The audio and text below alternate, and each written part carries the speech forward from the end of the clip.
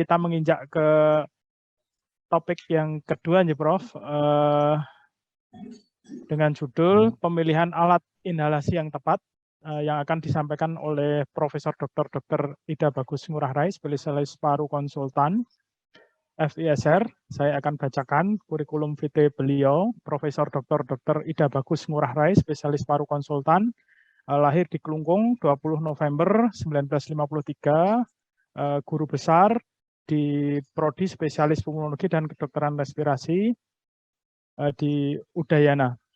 Riwayat pendidikan S1 FK Universitas Udayana 1980, spesialis 1 FKUI 1986, SP2 Kolegium Pulmonologi konsultan bidang paru kerja dan lingkungan 2010, S3 FK Unair 2002 dengan judul disertasi pneumokoniosis akibat pajanan debu tulang pada pengrajin tulang di Bali.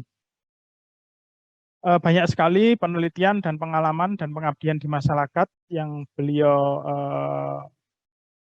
alami atau pengabdian dari masyarakat yang beliau telah capai.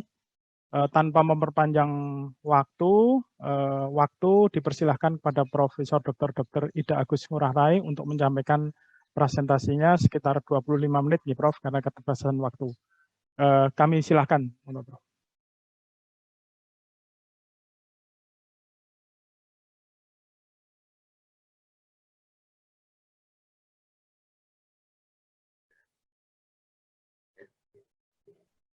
Selamat pagi ya, terima kasih Dr. Sofyan ya atas waktu diberikan pada saya ya. Pagi ini saya akan memberikan pemaparan tentang pemilihan alat inhalasi yang tepat ya. Ya lebih khususnya pada pasien PPOK, karena pasien PPOK itu yang paling sering bermasalah di dalam kita memilih alat-alat inhalasi yang tepat ya. Dan berikut. Ya, kalau PPOK seperti kita ketahui bahwa pasien-pasien dengan hambatan aliran udara, terutama di saluran napas yang kecil, ya, termasuk juga alveoli, sehingga kita dalam memilih alat inhalasi tersebut memang harus betul-betul dia masuk sampai ke daerah tersebut, ya, seperti Prof. Tansil sampaikan, ya.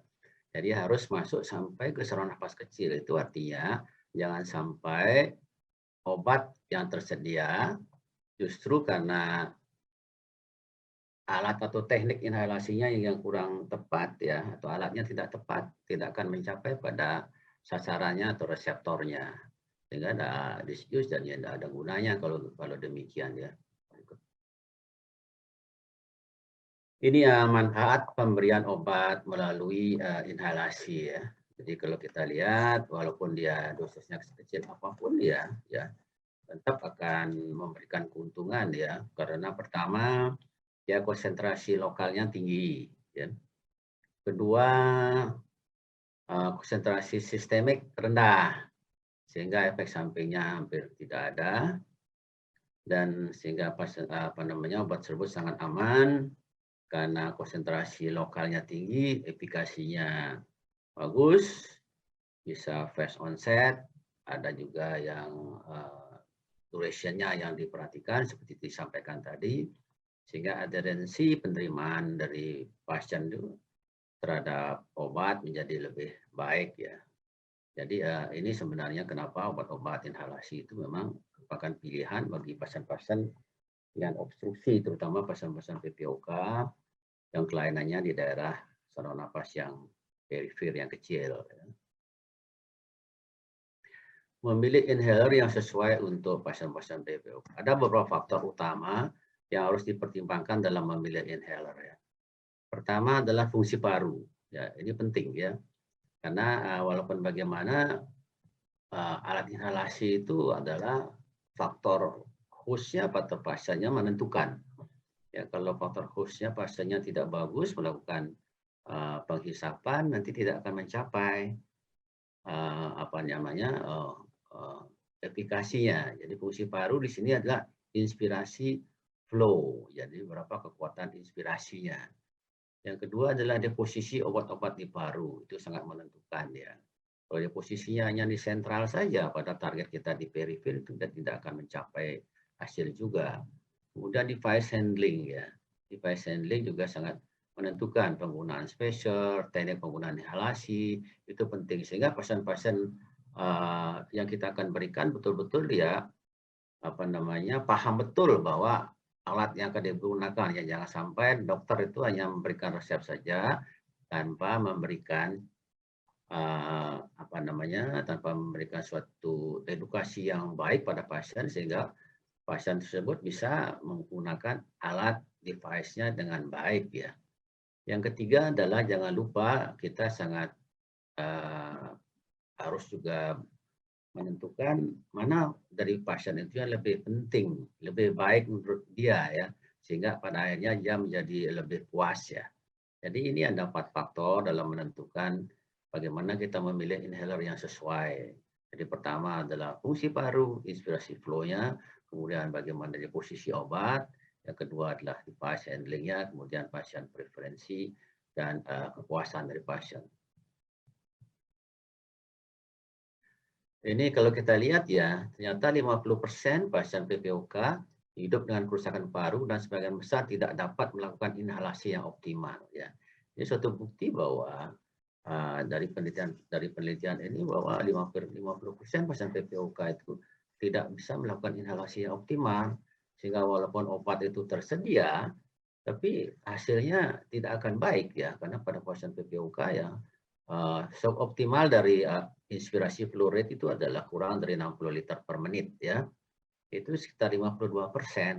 Jadi itu bisa kita sadari bahwa tanpa satu alat yang baik itu akan menyebabkan pasien tersebut tidak akan mendapatkan hasil yang maksimal dengan pemberian terapi inhalasi. Berikut. Ini puncak inspirasi flow rate pada pasien PPOK ya. Kalau kita lihat di sini adalah itu sangat sangat berkorelasi dengan tingkat severity dari COPD ya. Pada pasien COPD yang mild itu kurang lebih 119 ya, hampir 120 lah, sehingga dia mencukupi untuk melakukan inhalasi yang baik. Pada yang moderate itu sekitar 75. Sedangkan kalau yang berat itu hanya sekitar 39. Padahal untuk melakukan suatu inspirasi yang cukup untuk mendapatkan efikasi dari alat-alat inhalasi itu paling tidak 60 liter per menit ya. Itu berarti bahwa semakin berat pasien PPOK, semakin sulit sebenarnya dia melakukan inhalasi atau obat-obatnya kita berikan tidak mencapai targetnya. Sehingga kita tetap di sini adalah dalam pemilihan dari alat-alat inhalasi itu sangat penting.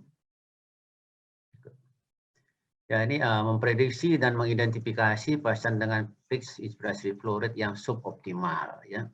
Kita bisa lihat ya pasien-pasien yang mana yang mempunyai kemampuan inspirasinya yang suboptimal. Yang pertama kita bisa memprediksi dan dari karakteristik pasien ya. Pertama jenis kelamin ya. Justru wanita itu dari penelitian menunjukkan suatu PFR yang lebih rendah dibandingkan laki-laki. Kemudian usia. Sering dengan usia yang pertama terjadi penurunan. Tinggi postur tubuh yang pendek merupakan prediktor penurunan FVN. Exacerbasi akut semakin sering dia exacerbasi, pasien-pasiennya akan kemampuan inhalasi akan lebih rendah. Dan yang jangan lupa teknik inhaler ya. Teknik inhaler sangat menentukan ya. Jadi kembali kita bagaimana dia pasien-pasien kita, pasien-pasien paru, maupun asma maupun PPOK itu dalam menghandle alat-alat inhalasinya itu sangat penting. Sehingga kita kuncinya adalah bagaimana kita memberikan edukasi yang baik dan pasien itu harus mendemonstrasikan pada kita bahwa mereka sudah menggunakan cara inhalasi yang benar ya. Kemudian yang faktor berikutnya yang prediksi dari karakteristik klinis ya pada pasien-pasien yang post exacerbasi itu 50% terjadi penurunan dari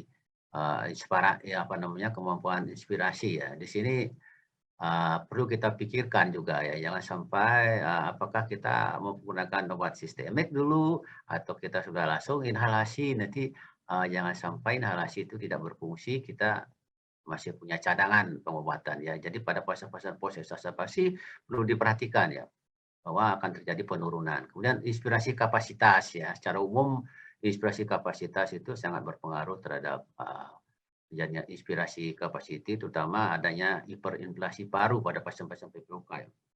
Berikut. Ini deposisi obat di paru pada pasien PPOK ya. Kita lihat dari obatnya ya, baik budesonide maupun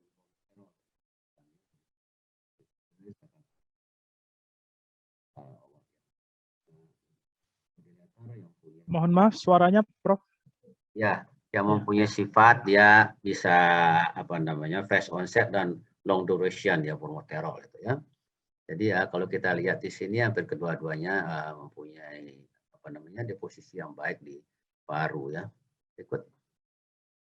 Ini critical inhaler handling ya, error merupakan faktor risiko eksaserbasi ya. Jadi sudah jelas kalau kita ada satu kesalahan dalam menghandle inhaler pada pasien PPOK itu merupakan faktor risiko eksaserbasi yang tinggi ya. Critical error-nya ya pada turbohaler misalnya, gagal untuk mengarahkan alat ke atas ketika priming ya. Itu merotasi grip berlawanan dengan arah jarum jam dan berbalik hingga terdengar suara klik ya. Kadang-kadang kita di praktik pribadi kita dengan gampangnya memberikan contoh tet klik ya. Ya padahal kalau tidak dia dilakukan secara tegak lurus tidak akan memberikan hasil yang baik. Ini hal-hal yang sederhana saja ya. Jadi ya turbohaler misalnya kita sering gunakan turbohaler, tapi kalau pada priming dia kita tidak tegak lurus itu obatnya tidak akan bisa berfungsi ya. Yang kedua kalau breathaler misalnya gagal meletakkan kapsul pada chamber, gagal menutup mouthpiece sampai berbunyi klik ya, itu pada breathaler ya. Kemudian pada discos gagal menekan lever ke belakang hingga terdengar bunyi klik ya. Kemudian pada respimat gagal memutar dasar alat, kurang sinkronasi antara aktuasi dan inhalasi, tidak bernafas pelan dan dalam. Ini pada nitrodos inhaler yang sering dipakai itu tidak mengocok inhaler, dan kemudian yang paling sering adalah tidak ada suatu koordinasi yang baik antara saat menyemprotkan dengan saat menginhalasi ya. Jadi ini salah satu studi menyebutkan bahwa handling dari inhaler itu sangat menentukan keberhasilan dan berpengaruh terhadap terjadinya exacerbasi ya. Berikut. Dampak critical inhaler error pada luaran kesehatan pasien PPOK. Ini juga menunjukkan bahwa suatu penggunaan yang salah dari inhaler itu berpengaruh terhadap luaran dari pengobatan ya. Usia, tingkat pendidikan, instruksi inhaler sebelumnya, komorbiditas dan status sosial ekonomi berhubungan dengan frekuensi worst handling error ya. Jadi banyak faktor. Jadi kembali saya tekankan bahwa kita sebagai dokter betul-betul memberikan contoh yang baik dan pasien tersebut harus menunjukkan pada kita bahwa dia menggunakan satu inhaler yang benar ya, sehingga luaran yang kita harapkan bisa tercapai dengan baik. Dampak critical inhaler error berhubungan dengan penurunan kontrol penyakit ya. Ini juga sudah kelihatan bahwa pada critical error ya, pada kesalahan penggunaan berhubungan dengan penurunan kontrol penyakit ya. Jadi semakin dia salah semakin tidak tercapai angka kontrolnya ya. Patient satisfaction. Nah, ini jadi kepuasan pasien dalam menggunakan inhaler itu ya, itu sangat menentukan keberhasilan juga ya. Jadi ada pasien A yang lebih senang menggunakan ini, pasien B yang lebih senang menggunakan ini, kita tidak boleh paksakan ya. Jadi di sini juga jelas ada hubungan antara patient rate inhaler satisfaction dan compliant ya. Kalau dia merasa puas, compliance-nya menjadi bisa diterima dengan baik, sehingga hasilnya menjadi lebih baik. Ini hubungan antara kepuasan juga dengan jumlah exacerbasi. Ternyata kalau pasiennya itu merasa puas, merasa nyaman, dia bisa benar menggunakan dengan baik, ya sudah pakai itu saja, nggak usah kita ganti yang lain ya. Kadang-kadang ada yang pakai inhaler dosis terukur seperti biasa, atau mungkin dia lebih senang pakai yang turbohaler, ya biarkan saja ya, sepanjang dia sudah menghasilkan luaran yang baik ya. Dan itu sangat menentukan juga keberhasilan dan pengobatan. Artinya Tidak bisa kita hanya kita saja memberikan suatu pilihan, tetapi biarkan pasien itu menentukan pilihannya sesuai dengan kepuasannya dia.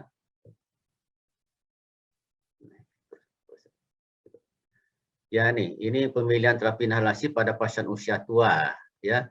Jangan lupa pada pasien usia tua itu kognitifnya ada gangguan, ya. Jadi akan terjadi perburukan ya dari COPD, ya. Kemudian neuromuskulernya juga akan menurun, ya. Di sini jumlah critical error-nya menjadi tinggi, ya. Physical handling yang otot-ototnya menjadi lebih jelek, ya. Jadi di sini harus sangat betul-betul diperhatikan ya pada pasien-pasien usia lanjut dalam pemilihan obat sehingga mereka itu menggunakan obat yang dengan gampang dipergunakan, tidak membutuhkan sesuatu yang teknik yang susah ya. Masukkan ini, masukkan itu menjadi lebih ribet, pokoknya alatnya lebih gampang untuk dia. Manfaat dan keterbatasan alat inhaler. Ya kita ini yang paling awal dulu ya, Brussels Metered Inhaler ya atau inhaler dosis terukur ya. Manfaatnya portable ya, kelebihannya maksudnya ya, multi dose device yang macam-macam ya. Pengiriman dosis dan ukuran partikel tidak tergantung pada manuver inhalasi ya. Cepat dan mudah digunakan, lebih mudah dibandingkan inhaler lain, cocok untuk keadaan emergensi, tersedia untuk hampir semua jenis terapi. Ini sudah banyak kita dapatkan ya. Cuman keterbatasannya memerlukan koordinasi, inspirasi, dan aktuasi. Ini yang penting ya. Sering sekali mereka menekan, tetapi pasiennya dalam saat ekspirasi atau tidak bernafas sehingga tidak mencapai hasil yang baik ya. Dengan hasil yang baik pun itu obat yang bisa masuk itu sekitar 15-20% maksimal ya. Jadi memerlukan suatu koordinasi, inspirasi, dan aktuasi ya. Devolusi orofaring yang tinggi jelas ya.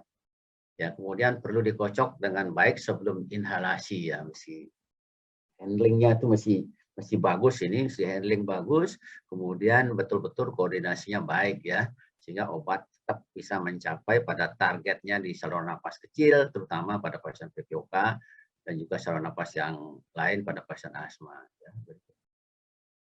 Ini pada dry powder inhaler ya, dry powder inhaler kan banyak ya. Memang kecil dan portable ya, breath actuated. Jadi ya yang dengan tidak perlu menekan, tetapi dengan menarik dengan pakai nafas dia akan bisa keluar obatnya. Memerlukan koordinasi yang sedikit di antara respirasi dengan penekanan dari obat tersebut. Ya, waktu terapi yang pendek tersedia hampir untuk semua terapi. Keterbatasannya memerlukan inspiratory flow yang sedang hingga tinggi. Nah, ini masalah ya. Jadi kita ketahui tadi bahwa pada pasien-pasien PPOK itu apalagi yang usia lanjut itu 50%, 52% itu memiliki inspiratory flow rate yang suboptimal ya. Tidak cocok untuk emergensi ya.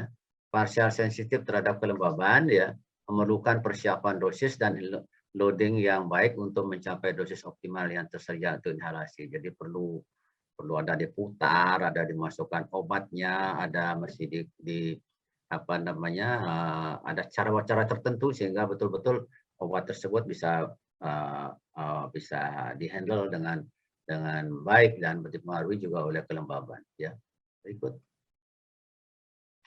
Ini yang soft mist inhaler ya. Soft mist inhaler ini seperti aerosol yang halus dia ya, seperti aerosol yang halus. Ya.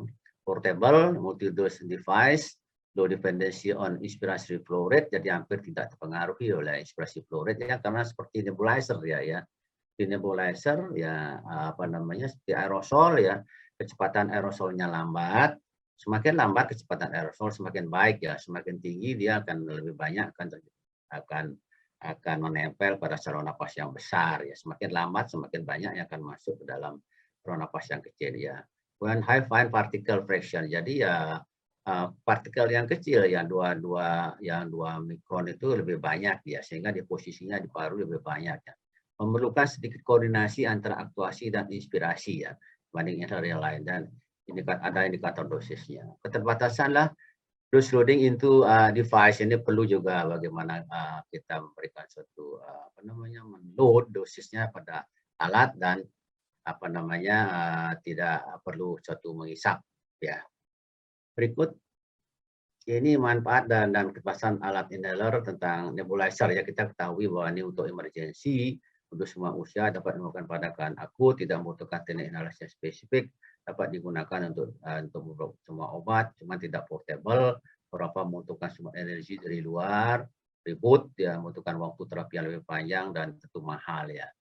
Ini ya kalau tadi yang MSI ya, dan sebenarnya adalah bentuk dari nebulizer yang kecil sebenarnya ya. Jadi itu yang merupakan pilihan yang terbaik kayaknya pada pasien-pasien yang memang kapasitas untuk kecepatan inspirasinya itu rendah, di bawah dari 60 liter per menit ya. Berikut. Ya, ini desain masing-masing inhaler ya, bisa sudah lihat ya, pada tripoda, pada ya meteredose inhaler, pada SMI kita bisa lihat bagaimana obat tersebut ya. Kalau pada pada yang DPI tripoda itu memang harus kita campurkan dulu obatnya, kita keluarkan satu dosis baru dihisap. Kalau pada PMDI ini harus dikocok betul ya, sehingga ada zat pembawanya di situ ya. Kalau tidak dikocok nanti zat pembawanya yang dihisap ya. Kalau ini juga perlu satu teknik pengeluaran dosis yang tertentu juga ya. Jadi tetap bahwa menghandle inhaler itu penting sekali untuk mendapatkan bagaimana pengobatan yang manfaat yang cukup untuk pasien tersebut ya. Ya, berikut. Ini profil inhalasi masing-masing inhaler, kita bisa lihat di sini ya, dari time-nya ya, kemudian DPI, PMDI, SMI, di sini kita lihat ya. Ternyata memang SMI itu paling bagus ya, panjang dia ya. Terus emission-nya ya bisa panjang waktunya, sedangkan yang meteredose inhaler itu ya memang cepat ya, dosis emission-nya cepat ya, sedikit tapi ya. Ya, terus ya. Ya, ini kalau perbandingan di posisi obat baru pada inhaler berbeda. Ini kita bisa lihat pada SMI ya banyak, ini pada turbohaler dikira moderate, sedangkan pada meteredose inhaler itu rendah, kita bisa lihat di posisinya. Berikut. Strategi untuk memastikan penggunaan inhaler yang efektif adalah memilih dulu, ini yang penting sekali, yang apa yang kita akan pilih ya, kemudian kita harus cek apakah betul-betul pasien tersebut benar menggunakannya, kemudian korek ya, apakah benar-benar pasien tersebut bisa menunjukkan pada kita apakah memang dia caranya bagus ya, kemudian bisa dia terima dengan baik, baru kita konfirmasi ya. Jadi pilih mana yang dari ilmu dulu pilih, kemudian kita cek apakah benar dia menggunakan dengan baik, kemudian apakah sudah betul ya, betul itu termasuk memang nyaman untuk pakai itu, baru kita konfirmasi. Inilah pilihan yang terbaik untuk pasien tersebut. Berikut. Ini algoritmanya ya, dari pasien, apakah pasiennya tidak memungkinkan ya, itu mesti pakai nebulizer, memang nebulizer yang tidak sadar, misalnya tidak bagus di dalam teknik inhalation itu pakai nebulizer. Kalau dia masih bagus ya, itu bisa kita lihat inspirasi flow rate-nya. Kalau inspirasi flow rate-nya mencukupi ya, itu kita bisa pakai masih banyak pilihan ya. Tapi kalau dia tidak mencukupi, kita bisa pakai meteredose inhaler dengan chamber ya, atau kita pakai SMI atau nebulizer ya. Jadi ini secara garis besar. Jadi kemampuan pasien apa mungkin diberikan terapi inhalasi dengan alat yang biasa, itu lihat. Kemudian yang kedua, apakah inspirasinya cukup tidak. Jadi untuk menilai inspirasi, saya kira dari tadi kan kita sudah sebutkan ya, bisa dari perangai kliniknya atau bisa dilihat dari pasiennya, sehingga kita bisa menentukan apakah yang mana yang terbaik pada pasien-pasien tersebut untuk kita pakai sebagai obat inhalasi pada pasien, sehingga mendapatkan hasil yang optimal paling tidak ya, walaupun belum maksimal. Berikut. Ya, jadi take home message-nya BPOK adalah penyakit yang umum ya dengan anormalitas di saluran nafas yang kecil dan alveolar. Faktor-faktor yang dipertimbangkan dalam memilih inhaler pada pasien BPOK adalah fungsi parunya, ya, kemudian deposisi obat di paru, device handling, penggunaan spacer pada pasien-pasien tertentu, teknik penggunaan inhaler, patient preferensi atau satisfaction, dan klinis akut atau kronis, ketersediaan obat dan biaya seperti tadi disampaikan oleh Prof. Tansil ya. Yang terpenting juga adalah device handling error, jangan sampai terjadi kesalahan dalam menghandle device-nya. Setiap inhaler memiliki manfaat dan keterbatasan masing-masing. Strategi untuk memastikan penggunaan inhaler efektif yaitu dengan melakukan use, check, correct, and confirm ya. Jadi 4C di sini, 4C ya. Pilih kemudian cek apakah benar yang pakai, korek, kemudian itu baru kita confirm. Itulah pilihan yang terbaik untuk setiap pasien. Jadi dalam memilih alat inhalasi itu kita tidak bisa kita saja yang menentukan, jadi juga pasien, sehingga pasien akhirnya puas karena dia puas bisa melakukan penggunaan alat dengan baik dan obat bisa mencapai masuk ke dalam saluran nafas, terutama saluran nafas yang kecil, sehingga luaran dari yang kita harapkan bisa tercapai. Kira itu ya. Ya, demikian. Terima kasih banyak. Demikian yang bisa saya sampaikan, Dr. Sofian ya. Atas waktunya.